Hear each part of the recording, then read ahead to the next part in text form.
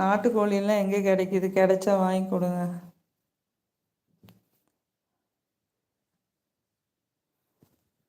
Pure நாட்டுக்கோழி கிடைக்கிறதில்ல. கடைகள் எல்லாம் சும்மா ஏனோ தானோன்னு இருக்கு. வாங்கி சமைச்சா நல்லா இல்லை, ப்ராய்லர் மாதிரி தான் இருக்கு.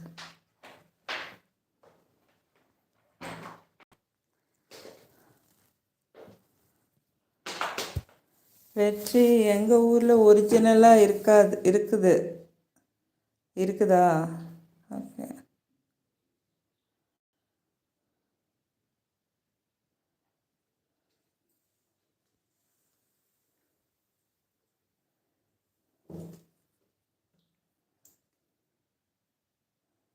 கியூட்.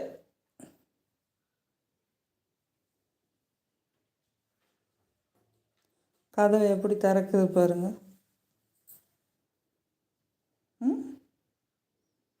சேட்டைக்காரன் குட்டி பூனை பார்க்குது பாரு. நீ என்னெல்லாம் பண்ணுறியோ அது உங்ககிட்ட கற்றுக்குறோம். அது வெற்றி உங்களுக்கு எப்போ வேணும்? எப்போ வேணாலும் தான். ஆனால் அதை க்ளீன் பண்ணுமே. க்ளீன் பண்ண தெரியாது.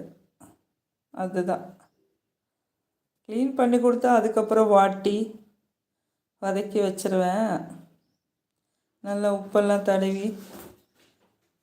எங்க எப்படி கதவு திறக்கிறதுக்கு எவ்வளோ ட்ரை உனக்கு?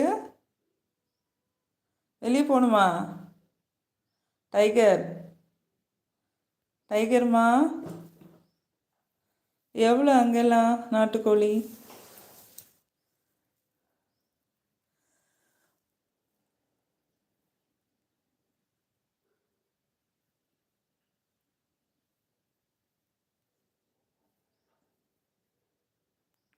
ஜன்னல் போயிடுச்சு கதவை திறக்கிறதுக்கு. வெற்றி நான் எல்லாமே க்ளீன் பண்ணிடுவேன். ஓ, க்ளீன் பண்ண தெரியுமா? சாமர்த்தியம்தான். 1 கிலோ 350 ரூபாயா? ஓகே. வெடைக்கோழியாக இருந்தால் கொடுங்க. என்ன பேட்ரி லோன் வருது எனக்கு? என்னடா பரன்ற?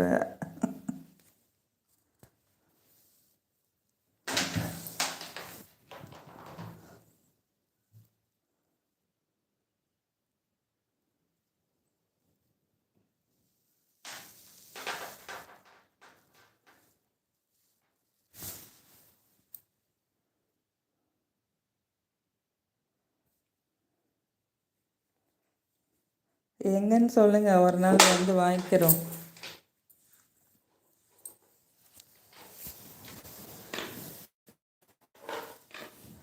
கிராமமாக இருக்கு அவங்க ஏரியா.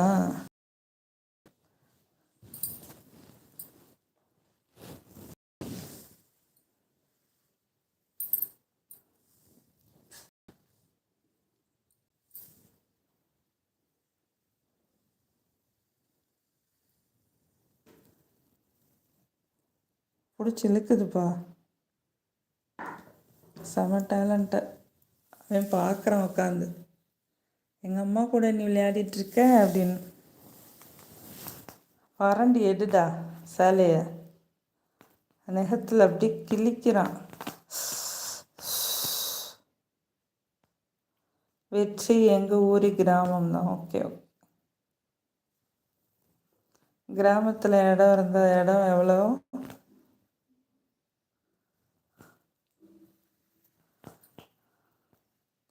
எல்லா வசதியும் இருக்குமா? தண்ணிலாம் நல்ல தண்ணியாக இருக்குமா?